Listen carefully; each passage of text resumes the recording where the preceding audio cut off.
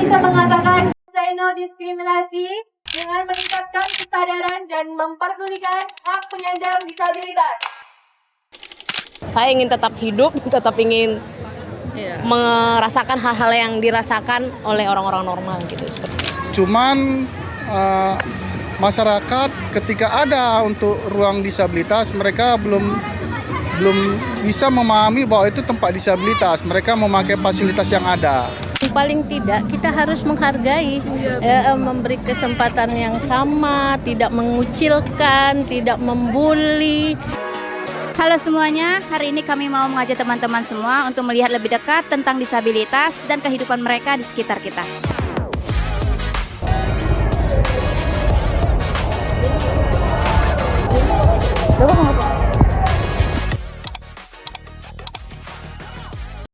Keterbatasan fisik, intelektual, atau mental. Anak yang memiliki kekurangan fisik maupun mental gitu. Yang orang berkebutuhan khusus. Penyandang cacat ya. Menurut Undang-Undang Nomor 8 Tahun 2016 tentang penyandang disabilitas, disabilitas adalah kondisi setiap orang yang memiliki keterbatasan fisik, intelektual, mental, dan sensorik. Dalam jangka waktu yang lama dapat menghambat partisipasi penuh dan efektif dalam masyarakat berdasarkan kesetaraan hak. Jenis disabilitas meliputi disabilitas fisik atau daksa, sensorik atau tunanetra, tunarungu, dan tunawicara, intelektual, mental, serta ganda yang merupakan kombinasi dan beberapa jenis keterbatasan tersebut.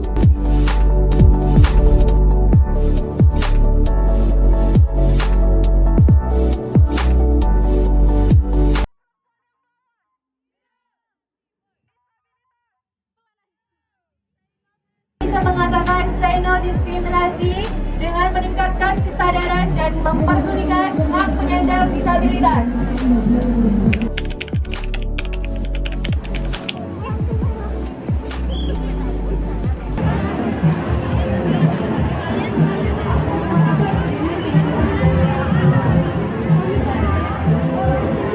Ayo silakan para pengunjung.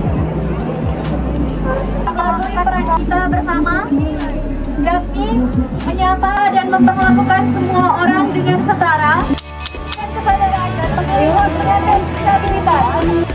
Berdasarkan data dari Badan Pusat Statistik Nasional Indonesia, sebanyak 22,5 juta penduduk dan atau 8,3% dari jumlah total penduduk Indonesia merupakan penyandang disabilitas. Banyak dari mereka masih belum dapat mengakses banyak sekali transportasi, pelayanan publik, bahkan ke ranah-ranah esensi seperti pendidikan dan juga kesehatan. Menurut data dari Kementerian Sosial, banyak sekali dari penyandang disabilitas Indonesia belum dapat merasakan hal tersebut karena tidak atau minimnya fasilitas yang ramah disabilitas dan juga ketersediaan ruang terbuka bagi penyandang disabilitas. Hal-hal sederhana yang mudah bagi orang yang bukan disabilitas seperti menaiki tangga, menyeberang jalan, dan membaca papan petunjuk bisa menjadi tantangan yang besar bagi orang yang menyandang disabilitas. Bagi mereka, fasilitas yang tidak ramah sama dengan kehilangan akses terhadap pendidikan, pekerjaan, dan kehidupan sosial. Permisi, Bu.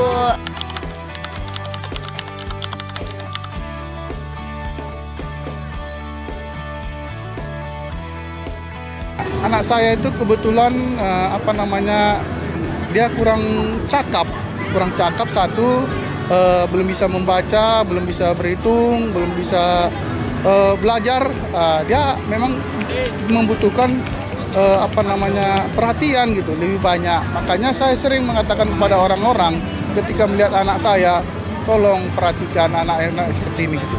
Sebagai penyandang disabilitas, boleh nggak kami tahu cerita sedikit dari Ibu? Ya, awalnya sebenarnya saya orang yang normal ya, kondisi fisik saya normal, kemudian saya mengalami accident dan saya harus diamputasi kehilangan tangan kanan di tahun 2013. Apakah kegiatan sehari-hari Ibu tuh agak berbeda waktu Ibu normal sama waktu Ibu jadi penyandang disabilitas? Ya, itu sangat jauh berbeda ya, dari kita kebiasaannya normal, bisa melakukan segala sesuatu dengan cepat dengan tangan kanan yang masih lengkap ya, dengan kondisi saat ini itu sangat berbeda. Tapi saya tetap harus berjuang seperti itu untuk melakukan kegiatan sehari-hari. Apakah di sekitar Medan inilah dulu Bu, apakah fasilitas atau akses untuk disabilitas itu sudah terpenuhi nggak Bu? Menurut saya masih sangat kurang ya, misalnya transportasi dan perlakuan terhadap orang disabilitas juga kurang ya. Kalau di negara-negara maju yang saya lihat untuk orang disabilitas, dulu saya pernah berkunjung, mereka langsung menyediakan tempat buat kita tanpa kita meminta. Misalnya kalau ke toilet kita nggak harus bayar, mereka langsung bantu kita gitu. Jadi kalau di Medan ini ya semuanya mandiri gitu, nggak ada pengecualian gitu, nggak ada pengecualian. Untuk Medan saya rasa sudah mencukupi ya kalau fasilitas disabilitas. Cuman masyarakat ketika ada untuk ruang disabilitas mereka belum bisa memahami bahwa itu tempat disabilitas. Mereka memakai fasilitas yang ada. Sebagai penyandang disabilitas itu ada nggak tantangan hidup yang Ibu jalani selama di Medan ini Bu? Kalau tantangannya dibilang ya banyak ya, banyak juga sih yang ngebully. Tapi itu tergantung pribadi kita. Saya mau nyemangati teman-teman yang disabilitas. Kita harus tetap semangat, tetap berjuang ya. Jangan dengarkan kata-kata orang lain gitu. Kita harus selalu positive thinking. Itulah yang membangun semangat kita. Kalau diskriminasi itu pasti ada. Karena apa? Karena anak-anak sekarang ataupun orang-orang yang mengalami disabilitas itu, kalau dalam kehidupan sehari-hari itu tidak menyambung dalam pembicaraan, menyambung dalam aktivitas. Karena apa? Anak-anak ataupun orang yang normal itu menganggap mereka itu berbeda dengan orang-orang yang normal. Nah, itulah yang saya alami. Karena memang ketika anak-anak disabilitas itu dilihat oleh orang-orang yang normal, ada rasa minder di dalam hati mungkin perasaan mereka, dan itu terjadi karena apa? Karena persaudaraan itu belum ada dalam diri anak-anak yang normal kepada orang-orang yang disabilitas ataupun anak yang berkebutuhan khusus. Nah dari tadi kan ada banyak tantangan, terus juga aksesnya kurang nih. Kira-kira apa semangat Ibu dalam menjalani hidup Ibu? Sejak saya mengalami kondisi fisik yang seperti ini, saya berjanji dalam diri saya bahwa saya harus bisa melakukan hal-hal yang seperti orang lain lakukan, orang normal lakukan gitu. Meskipun presentasinya itu nggak sampai 100% ya, tapi itu udah mendekati hampir sama menurut saya seperti itu. Jadi yang menjadi motivasi saya itu, dan saya ingin tetap hidup, tetap ingin merasakan hal-hal yang dirasakan oleh orang-orang normal gitu, seperti itu sih. Kalau kita ya masyarakat umum ketika melihat anak-anak yang disabilitas, orang-orang yang berkebutuhan khusus, hendaknya lah kita membantu mereka ketika mereka membutuhkan pertolongan. Hendaklah kita memperhatikan mereka, jangan kita menjauhi mereka. Itulah permintaan saya.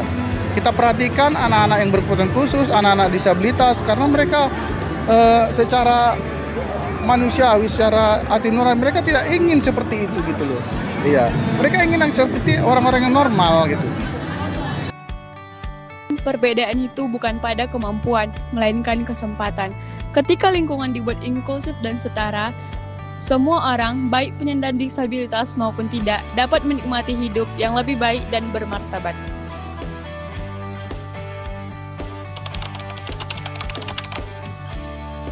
Disabilitas penyandang cacat ya. Keterbatasan fisik, intelektual atau mental, dari segi mental gitu. Dia harus diperhatikan. Saling menolong. Tangguh sih. Anak yang memiliki kekurangan fisik maupun mental gitu ya. Yang orang berkebutuhan khusus.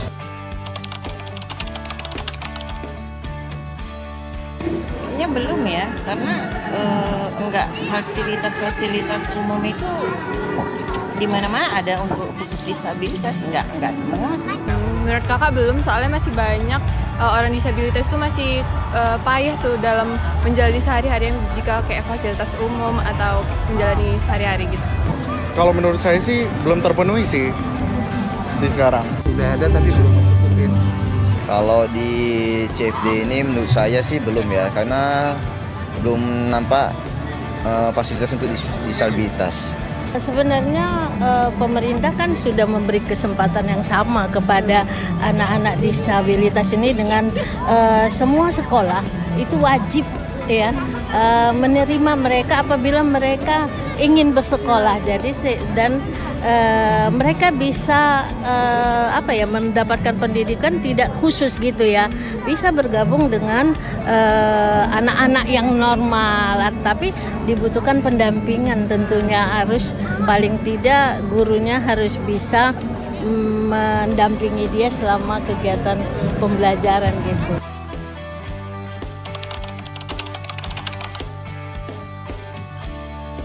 Masih dia nggak sama seperti kita, masih kadang-kadang masih agak dikucilkan. Kalau menurut pandangan saya untuk saat ini sih belum ada ya. Menurut aku masih banget, karena masih kurangnya edukasi masyarakat, kayak mungkin menganggap itu aneh atau mereka tuh berbeda jadinya bentukannya dari kita. Banyak. Iya, itu banyak sekali ya kan, pembulian kepada anak-anak yang yang punya keterbatasan tadi. Teman-temannya selalu agak cagil lah ya, sehingga kita tengok ada yang kekurangan sampai ada yang bunuh diri ya barusan ini ya kan. Nah itu karena itu memang membuktikan bahwa masih banyak kita yang belum sadar, belum tidak boleh membuli itu kan. Nah, itu kan akan menjatuhkan mental ya kan. Nah, itu barangkali. Jadi masih banyak. Jadi gimana memang kita harus terus mensosialisasikan anak disabilitas ini punya hak yang sama gitu ya. Diskriminasi masih banyak sih menurut saya, apalagi stigma-stigma tentang mereka kan.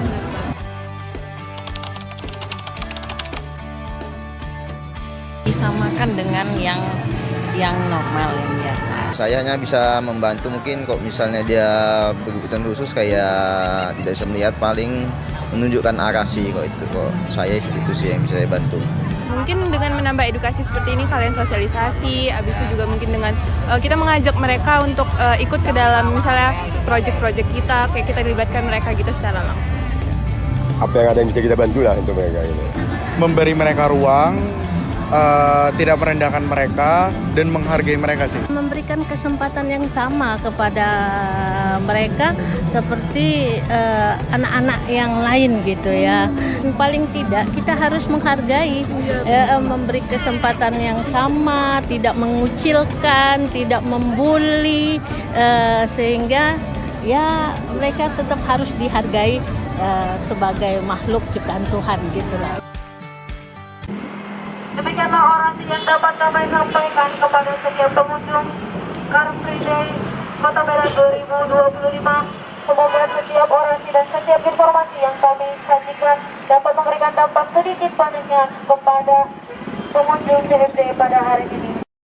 Di Sumatera Utara sendiri, berdasarkan data portal data KPU 2024, penyandang disabilitas mencapai sekitar 26.000 jiwa dari total penduduk 15,5 juta, atau hanya sekitar 0,17%. Angka ini memang tergolong kecil, tetapi justru disitulah letak masalahnya, karena tergolong minoritas, kebutuhan mereka seringkali terabaikan.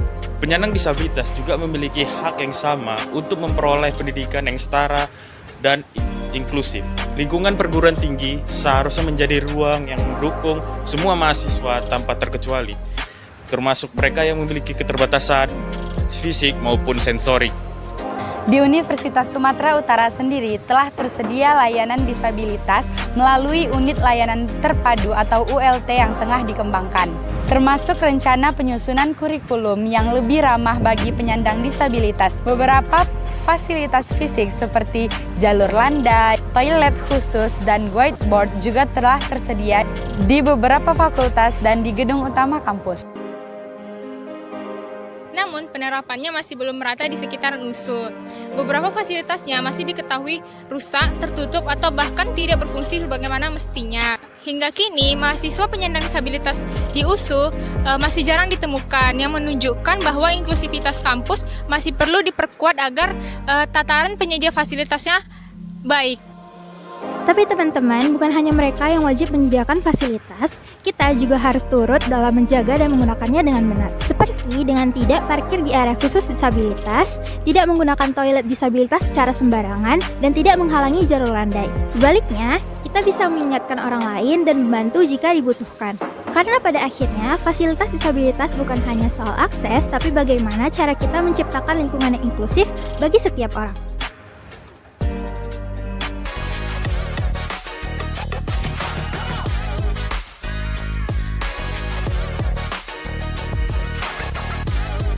Halo teman-teman, kenalin kami dari kelompok 5 disabilitas. Kenalin aku Michelle Bagas Estetika Sianipar dan teman aku Anissa Deriskia.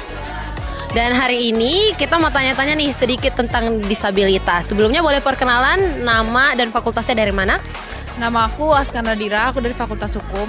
Dan aku namanya Chelsea, saya juga dari Fakultas Hukum. Oke, jadi kita akan kasih 4 pertanyaan. Nanti boleh dijawab sesuai dengan apa yang terlintas di benak teman-teman ya. Oke, pertanyaan yang pertama, apa sih kata atau sesuatu yang terlintas di benak teman-teman kalau kalian mendengar kata disabilitas? Keren. Kalau di aku kuat sih. Oke, kuat sama keren ya. Oke, terus yang kedua, menurut teman-teman nih, kira-kira hak-hak disabilitas itu tuh udah terpenuhi belum ya di sekitaran lingkungan kita gitu? Menurut aku sih belum cukup ya, karena aku kan terbiasa juga berkegiatan di stasiun kereta api. Nah, di stasiun itu terutama di kereta apinya sendiri itu nggak disediakan gitu bagian untuk disabilitas. Misalnya yang untuk building block. Jadi itu belum ada dan belum lengkap, dan mungkin kalau misalnya orang-orang disabilitas mau naik ke transportasi umum seperti itu agak susah. Kalau di saya juga sama, menurut saya haknya itu masih belum terpenuhi, karena saya lihat juga di lingkungan kampus masih belum ada nih kayak fasilitasnya untuk para kawan-kawan yang disabilitas. Tidak ada kayak rampnya gitu buat mereka bisa naik ke lantai 2 ataupun lift nggak ada. Oke, terus pertanyaan selanjutnya nih teman-teman, dari pemenuhan hak tersebut, nah kira-kira masih ada nggak ya diskriminasi yang terjadi di lingkungan kita sejalan dengan itu? Mungkin kalau masalah diskriminasi belum pernah lihat, tapi mungkin masih ada, karena masih ada juga gitu kan orang-orang yang membuat disabilitas itu sebagai candaan gitu. Kalau di saya sih, menurut saya masih ada diskriminasi. Saya juga beberapa hari yang lalu saya melihat konten, dan itu konten dance begitu, dan itu kayak mengejek para kawan-kawan disabilitas, dan itu ya lumayan diskriminasi menurut saya. Oke, dan pertanyaan terakhir, kira-kira dari keadaan-keadaan sebelumnya, mulai dari hak tadi sampai dengan diskriminasi tadi, nah kira-kira apa sih yang bisa kita lakuin atau apa sih yang bisa teman-teman lakuin terhadap teman-teman disabilitas gitu? Menurut saya mungkin karena kita juga masih mahasiswa, kita masih belajar, mungkin kita bisa mulai dari menghargai keberadaan mereka, dan mungkin kalau misalnya kita melihat ada orang disabilitas yang lagi kesulitan dalam tempat-tempat publik, kita bisa membantu. Menurut saya sih hampir sama dengan kawan Aska. Menurut saya kita harus respect sama mereka seperti mereka manusia biasanya, orang biasanya, dan tidak membeda-bedakan mereka cuma karena disabilitas mereka itu. Oke, jadi kesimpulannya kita tetap harus bisa menghargai dan juga bisa tetap respect sama mereka apapun whatever they are gitu ya, karena mereka juga tetap manusia. Oke teman-teman, makasih banyak buat waktunya, terima kasih atas jawaban-jawaban hebatnya, dan terima kasih.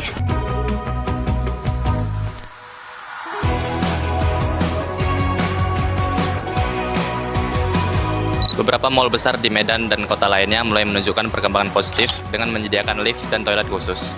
Ini membantu para pengunjung disabilitas agar bisa bergerak lebih bebas dan nyaman. Sayangnya, di Mall Delhi sendiri fasilitas tersebut belum merata. Jalur landai dan area parkir khusus yang seharusnya dapat membantu penyandang disabilitas masih terbatas, sehingga mereka harus berjuang lebih untuk masuk ke dalam mall. Hal ini menunjukkan bahwa fasilitas ramah disabilitas masih belum merata di area pembelanjaan.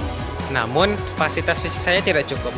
Perlu adanya edukasi bagi pengunjung agar tidak sembarangan menggunakan toilet disabilitas dan parkir di tempat khusus. Karena inklusi sejati lahir dari kesadaran dan empati. Satu kata yang terlintas di benak kakak kalau kakak dengar kata disabilitas itu apa? Halo kakak cantik tiga-tiganya, kenalkan kami dari kelompok 5 Disabilitas Universitas Sumatera Utara. Dengan aku, Michelle Bagas Estetika Sianipar. Nah boleh tahu nama kakak-kakak ini siapa? Saya Silvi kak. Silvi, Kak Silvi? Asi kak. Kak Asi? Saya Putri kak. Kak Putri. Oke Kak Silvi, Kak Putri, Kak Asi. Berkenan ditanya untuk hari ini tentang disabilitas. Pertanyaannya simple sih sebenarnya. Oke, yang pertama, satu kata yang terlintas di benak kakak tentang kalau kakak dengar kata disabilitas itu apa? Satu kata. Keterbatasan. Keterbatasan.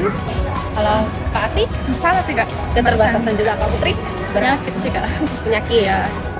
Terus yang kedua, menurut kakak nih, kita sebagai orang yang non disabilitas, ketika kita lihat orang yang difabel di sekitar kita, apa sih yang bisa kita lakuin biar kita bisa kayak menghargain mereka gitu? Apalagi tempat-tempat kayak mall kayak gini, misalnya orang kakak mau naik lift, terus tiba-tiba ada orang difabel nih. Nah, apa yang orang kakak lakukan biasanya? Kemungkinan walaupun kita ada rasa empati sedikit, kemungkinan kayak sedikit membantu. Kayak misalnya mau naik lift, butuh dibantu pak, misalnya kayak gitu sih. Kak Asi? Hampir sama juga sih kak, sama kasih tes membantu juga. Oh dibantu berarti. Ya. Kalau Kak Putri? Dibantu juga sih kak. Dibantu juga. Ya. Oke. Terus yang ketiga, kalau kakak lihat kayak misalnya di tempat-tempat publik kayak mall ini, hak-hak disabilitas di sini tuh dipenuhi nggak sih rata-rata? Kakak lihat gitu? Kayaknya sih ada kak, cuman nggak terlalu banyak. Karena kemungkinan kayak disabilitas itu kan kayak mungkin dia pengen pergi jauh-jauh, cuman karena keterbatasannya itu jadi lebih baik dia kayak di rumah. Kalau Kak Asi? Sama sih kak. Sama. Kak Putri? Ya sih, kurang sih kak, lihat dari fasilitas di sini.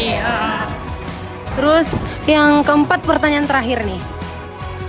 Kalau di lingkungan kakak sendiri atau bahkan di lingkungan teman, lingkungan keluarga atau yang di sekitaran kakak, masih ada nggak kakak temukan orang yang diskriminatif terhadap mereka? Contoh ketika ngelihat orang yang misalnya buta atau misalnya tuli, mereka malah takut atau menghindar atau malah ngejek nih. Kakak pernah nggak ngelihat case seperti itu? Kemungkinan kalau kita lihat ada, cuman alhamdulillah kalau di lingkungan saya itu udah nggak ada kak. Cuman kayak ke iba aja kan, karena keterbatasannya nggak mungkin kita kayak mencemoohnya jadi. Kalau di lingkungan saya sih kak, nggak ada kayak gitu kak. Nggak ada ya? Nggak ada kak. Tetap semua dihargai. Iya, sama semua dihargai. Karena semua punya hak. Iya. Itu aja sih kak pertanyaan dari kita. Makasih banget udah mau ngejawab pertanyaan kita.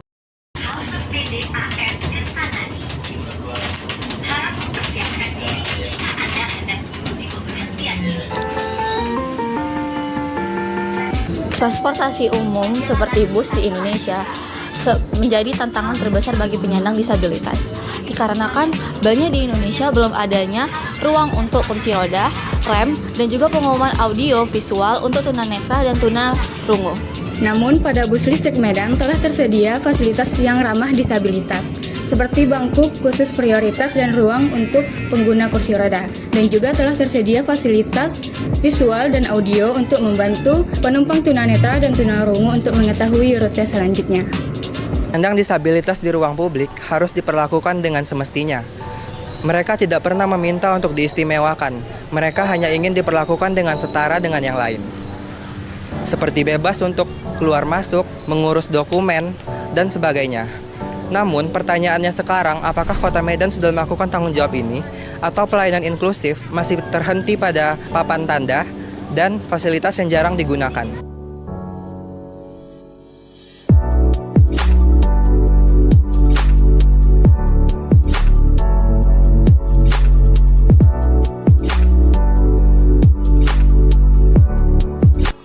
PT Kereta Api Indonesia atau KAI telah berupaya untuk memberikan fasilitas yang ramah kepada penyandang disabilitas. Di beberapa stasiun besar telah tersedia fasilitas seperti jalur yang landai, lift, tempat tunggu prioritas, dan juga toilet khusus. Hal ini bertujuan agar penumpang disabilitas dapat bepergian dengan aman dan mandiri. Namun, belum semua stasiun mendapat fasilitas yang lengkap, termasuk di Medan dan juga di Binjai. ada yang masih terbatas dan kurang terawat. Oleh karena itu, komitmen dan perbaikan berkelanjutan tetap diperlukan agar transportasi benar-benar inklusif bagi semua masyarakat. Halo teman-teman, kembali lagi dengan kami kelompok 5 disabilitas. Jadi kali ini kami tengah berada di salah satu stasiun di Kota Medan, stasiun Kereta Api Indonesia. Kami sedang bersama salah satu staf keamanan yang bertugas di stasiun Kereta Api Medan dengan Bapak Handoko. Dengan Bapak Handoko, sama dengan Bapak Saya Faris, selaku staf pelayanan yang ada di stasiun Kereta Api Medan. Perkenalkan Bapak, kami dari Universitas Sumatera Utara dengan saya sendiri Michelle Bagas Estetika Sianipar dan teman saya Otman Maunfadat Muhammad, Pak. Kami minta waktunya sebentar untuk wawancara pertanyaan-pertanyaan seputar kaum difabel yang datang, berkunjung, dan menikmati transportasi dari Kereta Api Indonesia. Untuk hari ini waktunya kita akan wawancara sedikit nih mengenai bagaimana sih pelayanan KAI dan bagaimana KAI itu memprioritaskan mereka yang disabilitas. Kita langsung saja ke pertanyaan pertama. Kira-kira bagaimana KAI ini menyediakan fasilitas bagi penumpang difabel ini, Pak? Oke, baik. Saya sebagai tim pelayanan, saya ingin menjawab. Kalau untuk dari tim kereta api sendiri menyediakan untuk difabel itu pasti ada. Salah satunya tadi kita bahas kursi roda. Itu sangat penting untuk kursi roda. Saat juga ada tempat kamar mandi khusus difabel, kita juga ada sebelah sana tadi. Jadi untuk arah-arah petunjuk-petunjuk itu pasti di setiap sisi kita juga pasti sediakan. Dan itu semua apakah ada kayak huruf braille-nya atau memang ada guiding block-nya apa, Pak? Kalau guiding block itu untuk di peron. Untuk di peron. Di peron itu biasanya ada, yang titik-titiknya itu juga masih ada. Oh, jadi tetap ada penuntun bagi mereka yang tunanetra. Jadi kita langsung ke pertanyaan pertama saja, Bapak. Boleh, silakan. Kira-kira ini, Pak, sebagai petugas keamanan, kira-kira Bapak sering tidak berinteraksi langsung atau melihat secara langsung seberapa seringnya sih penumpang difabel ini datang menikmati fasilitas dari KAI Indonesia? Hampir setiap hari ada penumpang disabilitas. Setiap hari ya? Iya, setiap hari pasti ada. Untuk pertanyaan kedua, bagaimana prosedur jika ada penumpang disabilitas yang membutuhkan bantuan? Oke. Biasanya kalau untuk kaum difabel itu dia perginya nggak cuma sendiri ya, pasti ada juga keluarganya, sahabatnya atau gimana pun, itu pasti butuh bantuan ke tim pengamanan. Di part pengamanan tuh selalu standby kursi roda itu di bawah, itu pasti paling penting untuk kaum difabel. Yang kedua, kalau untuk pengamanannya itu tadi petugas juga saling membantu, nggak cuma keamanan. Jadi untuk tim pelayanan untuk membeli tiket kami semaksimal mungkin membantu, pasti kami bantu. Cara pembelian tiket atau cara menunjuk arah untuk menuju peron. Jadi kami di sini tim pasti otomatis juga pasti membantu, salah satunya untuk kaum difabel itu paling prioritas di kereta api bandara. Biasanya bantuan apa yang paling sering mereka butuhkan? Lalu apa kesulitan yang Bapak rasakan saat membantu mereka, Pak?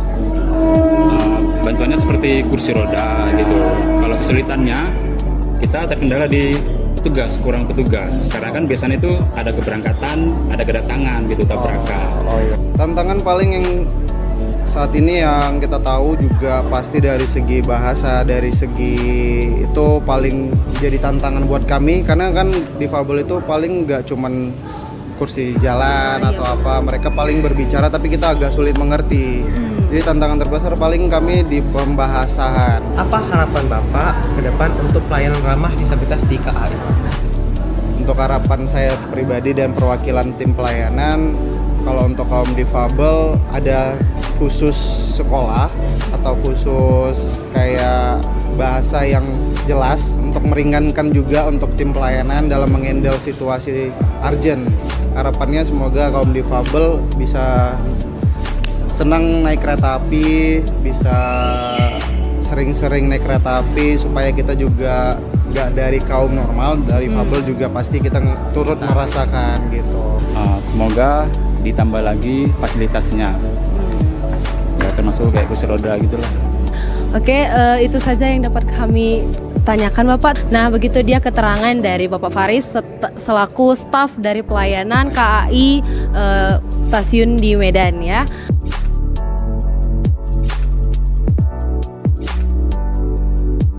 Bagaimana KAI JKI menyediakan fasilitas bagi penumpang penyandang disabilitas? Terkait untuk fasilitas dari disabilitas itu ada seperti kursi roda, ada juga toilet, itu khusus untuk disabilitas itu juga ada, hanya itu saja. Oke, pertanyaan keduanya, bagaimana menurut Abang prosedur jika ada penumpang disabilitas yang membutuhkan bantuan? Jika ada membutuhkan penumpang khususnya disabilitas, tentunya kita para petugas bukan hanya seperti security, kita pasti sigap untuk membantu. Kalaupun misalnya penumpang disabilitas ini berangkat, kita akan membantu penumpang tersebut sampai benar-benar duduk di kursinya. Oke, pertanyaan ketiga nih, menurut Abang apa tantangan terbesar dalam melayani penumpang disabilitas? Kalau untuk tantangan terbesarnya itu nggak ada sama sekali sih. Oh, berarti bisa dihadapi. Iya. Oke, pertanyaan terakhir. Harapan Abang nih ke depannya untuk pelayanan ramah disabilitas di KAI? Harapan kedepannya itu lebih meningkatkan fasilitas dan pelayanan di sini.